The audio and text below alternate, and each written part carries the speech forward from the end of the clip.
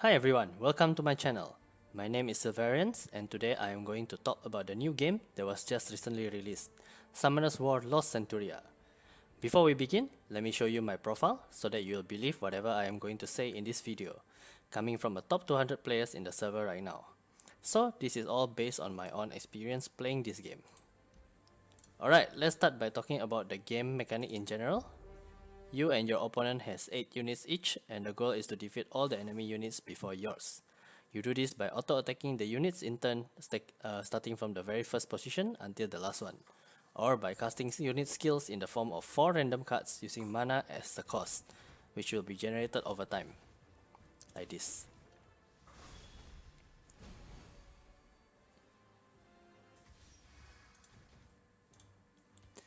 Okay, now let's go over the units in more details. This is the unit screen. Over here you can see the unit stats and the cost of casting the unit skill at the top left of its card. You can give a skill stone to your unit provided you have one. There are 3 different skill stones for each unit with their own effects to give you further customization and strategy for your team.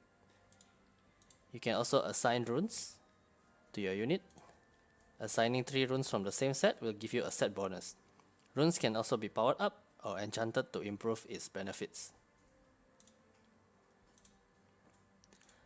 Other than units, you also have spells that you can cast with mana as well. Each spell is unique and you will need to mix and match them well with your team.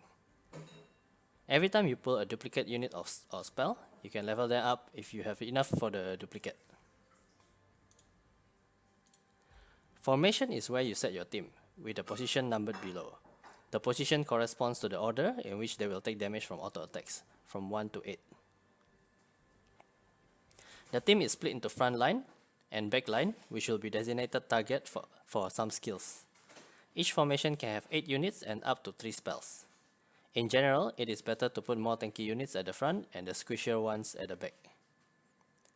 Let's now go through the analysis of each unit in details. We will be using positions, since it will be best described what the unit is good for. In position 1, this will be your main tank, which will take the most damage from auto attack. A high HP and defense unit is preferred here. Perna has 2 lives and so is very good in stalling at the beginning of the match. Kun is the only tank that can counter the enemy front line using freeze. Ramagos can heal itself, but it's rather easy to counter him before he gets his attack off. Copper has very high defense but is weak to attack that goes through defense like Lucerne, and Royd is only good for his defense down. Position 2 and 3 is for the sub-tanks. Rakan has a huge HP and immunity for stalling. Poseidon can also slow down the opponent at the beginning, and Jin can keep healing the main tank or lowest HP unit in your team. Camilla is only useful if you combo her with Lucian to one-hit kill the entire enemy team. Mav can sometimes save your main tank or stall for time with his chip skill. Feather Heal is only good when you build life-stealing team, and Riot's helps you burst down frontline unit faster. The last position in the front line is usually reserved for the healer or support units, because when the team size decreases to half, the healer efficiency will decrease as well. Wusa is very good to counter AoE and dodge team. Eleanor can heal and cleanse as well, as tank in her unicorn form is needed. Soha can steal opponent buffs to give it to your team, and Bernard will make your team run like the Flash. Chloe's skill cost is very high, especially when they spell with the same effect but at a lower cost, and there is not many skills that you need to counter with her. Mikane sometimes can make or break your team. Evening out your team HP can be suicide against AoE and dodge team. Colleen Hill is rather weak, but she can grant attack up to combo with Camilla and Lucian. Megan is like half Bernard and half Colleen, and Shannon is just a buffer. Position 5 and 6 is the wall for the backline. Artamiel is very good here because of the high defense and the ability to remove buffs and heal. Hato can permanently disable the enemy backline if timed correctly. Konamiya is the key unit in teams that spam AoE and dots like Barretta. Ganymede is like a weaker Poseidon. Lucian, when fully buffed, can clear the opponent team in one shot. Nikki can slowly kill the backline, but the skill can be resisted sometimes. Elucia is a single target healer, that's why she can still be effective in the backline. Orion is just annoying at high level. Rakuni can make skill cost cheaper, but you need to depend on luck to get the card that you want in your hand. Prelea is like a ranged version of Royd. The final position 7 and 8 is where your main damage dealer will be. Thessarion is the OP AoE you see everywhere. Lapis shield will be very hard to take down when it's only a few units remaining. Sophia can kill most units from full HP and is the best counter for Lapis. Kamun can keep healing himself and will win in a 1-on-1 situation. Barretta is a staple in every Dots team and you'll spam him using Konamiya. Ragdoll is the only unit that you can use to choose your target, and his Dragon AoE hurts as well. Kali ignores defense and make the target unhealable. Finn is the single target Dots. Hua can assassinate your chosen target, especially if you combo with Ragdoll. Train will keep the enemy stunned if your team run Dots like Barretta and Finn.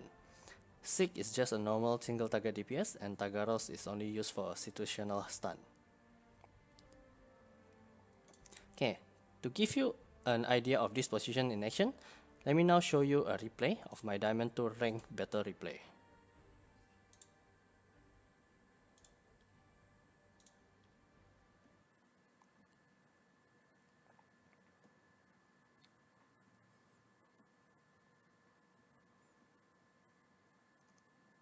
So we started off with some auto attacks while building up mana.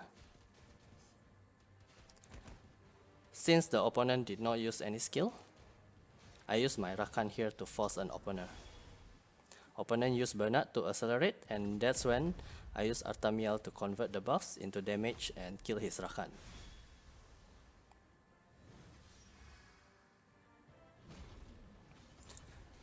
Jin heals my main tank Kun, and his Wusa was late because Jin animation is too fast.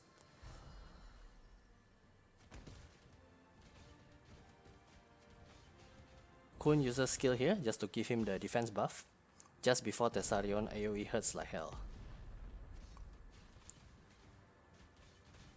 Then I heal with Eleanor and to remove the Oblivion debuff as well.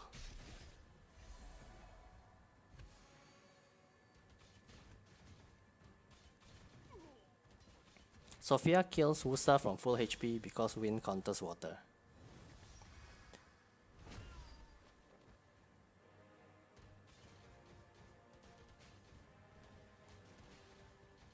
Next, I use Hato to counter the enemy Thessarion.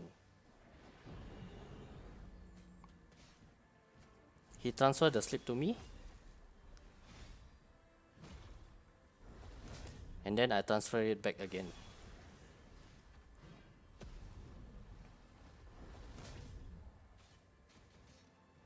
Jin heals Eleanor just before Chain Lightning hits, and I traded Jin's HP with enemy Lapis before Ragnarok hits and enemy Lapis died to friendly fire.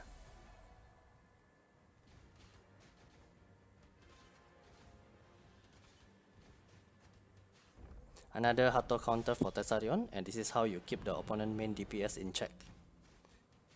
Bernard accelerate, and I was too fast in using Artamiel, should have waited for the buffs first. Jin heals Artamiel, and this time Artamiel used his skill correctly.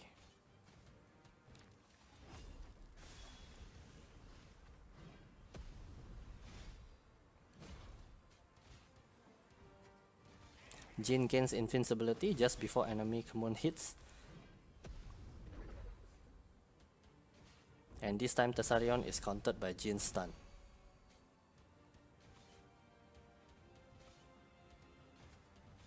More single target damage.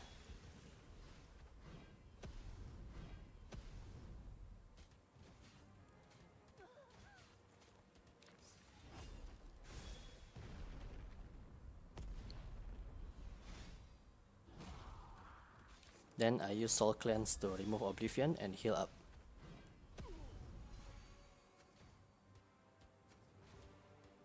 My Kamun gave his Kamun the unrecoverable debuff, so he can't heal up. And now we just need to kill him to win the battle.